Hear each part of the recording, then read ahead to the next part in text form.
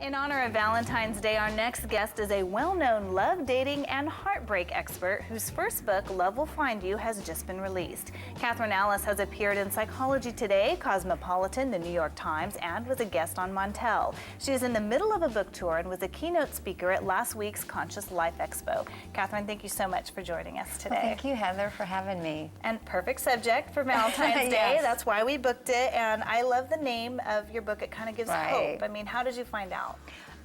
Well, I have found that when working with people, love is a big issue, especially Valentine's Day. And I think that when you're looking too hard, it sort of pushes it away. And so we've named the book Love Will Find You because I believe that when you have the right energy, you attract love. You can attract it rather than have to go try to find it. Any age, any time in your life? Exactly. People think that, well, if I'm over a certain age, I can't have love, or maybe if I lose 50 pounds, I'll get love, you know, different things. And I've never found any of that to keep love away from anybody. It is hard to sit back and just wait. I mean, what do you suggest people do that really want to find their soulmate? Well, I don't think you have to wait, but I think it's more important what you're doing inside and your energy than anything you do on the outer. And so I think one is to start having the belief that you get love, because this is the truth. And I find just lifting up the despair that maybe I'm left out of love, I'll never have it, changes your energy and it really attracts love. So that's number one. And I have to say, today can kind of be depressing for people. I mean, Yeah. you are alone and you think, gosh, it's never going to happen for me. Do you have any suggestions for people kind of sitting at home and... Yes, well, first off, don't make a date just to have a date because you're going to be disappointed.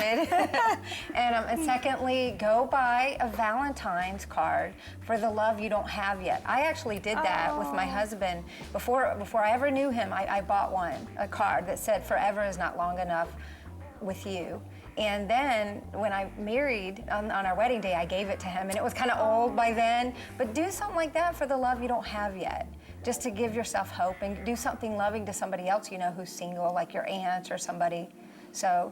And just don't be alone. Yeah, don't be alone. Yeah. I don't think it's a good time to stay home alone because you'll kind of wallow in your misery if you're upset about it. What about people already in relationships? You know, married couples. I mean, what can they do to kind of keep the love going? I think it's important to not get bored because you can never, ever get to the bottom of another person.